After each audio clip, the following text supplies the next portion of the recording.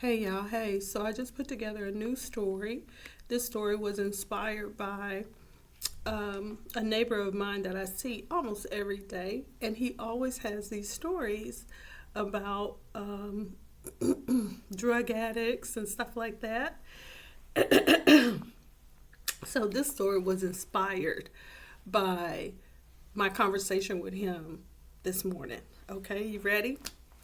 Okay, Keal and Elias's Seattle. Okay, the heat in Ballard didn't shimmer. Oh, let me make sure y'all can hear me. The heat in Ballard did not shimmer, it throbbed. It was July 2026, so this is set in the future. And the big blue tent city near the library, um, I'm going to have it near the Ballard Library, was a kiln of nylon and asphalt. Elias and Keal sat on a stained mattress, the air smelling of salt water and hot garbage.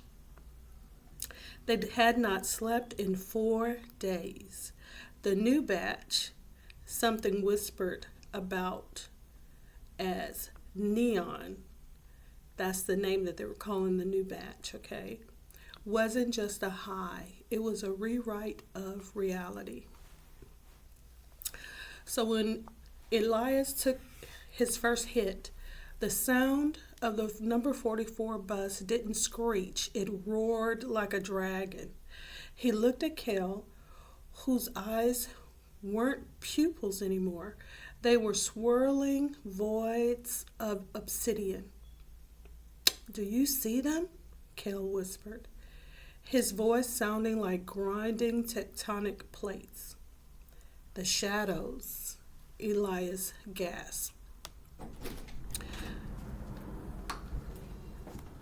Hold on.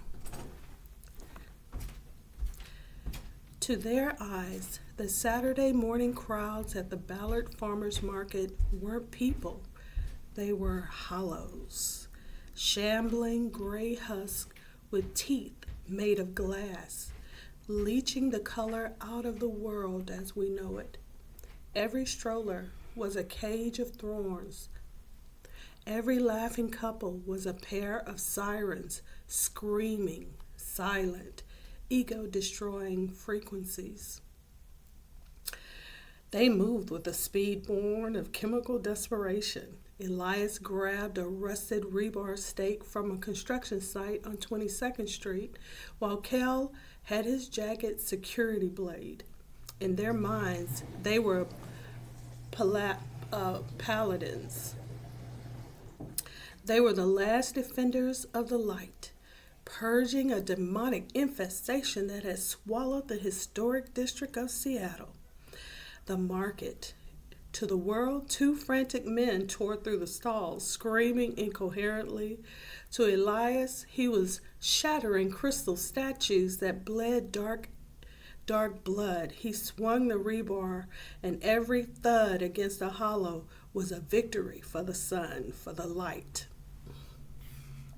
The Ballard locks. They ran toward the water. The tourists watching the boats were transformed into a legion of gargoyles. Keal worked with a terrifying rhythmic precision, freeing them from their stone skins. On the Ave, the trendy boutiques and oyster bars became fortresses of the damned. They smashed glass, chasing the gray shapes into corners, ignoring the very human screams that they heard only as the screeching of bats. Hold on. So as the summer sun began to dip below the horizon, painting the Olympic mountains in a bruised purple color, the frantic energy of the neon began to subside. It evaporated, leaving behind a cold, hollow ache in their souls. Elias stood on the corner of Market and Leary, the rebar heavy in his hand. The demons were gone. But as the veil lifted, the world didn't return to its vibrant self. The gray didn't vanish. It just solidified. He looked down at his hands. They weren't glowing with holy fire. They were stained a deep, ugly crimson that matched the sidewalks of the neighborhood he'd grown up in. The silence of Ballard wasn't the peace of a saved world.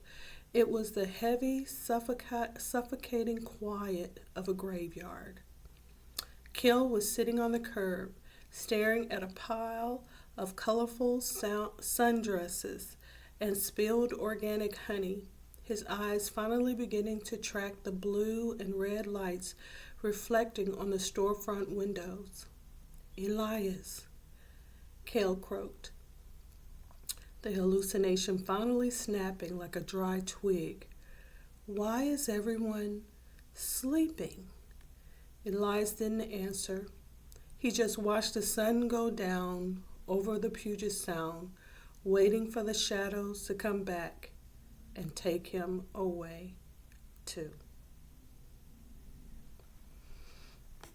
The end. Tell me what y'all think. What do you think about this story?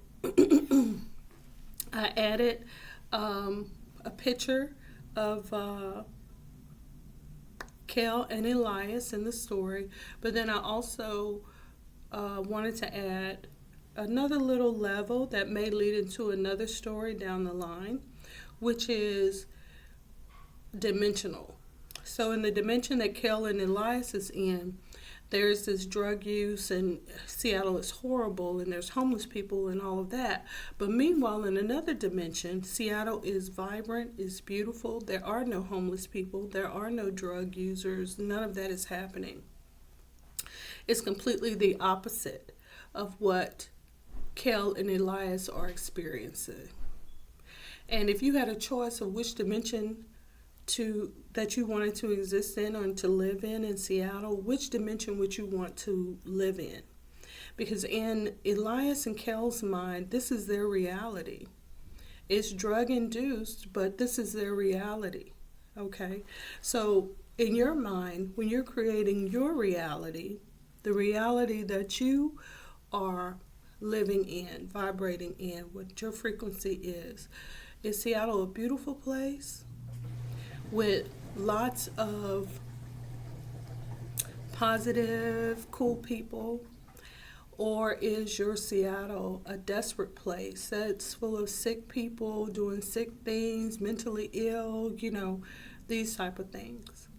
Which is it? Let me know in the comments below, and let me know if you like this story. I may just go ahead and make a sequel. Let me know. Talk to y'all later. Bye.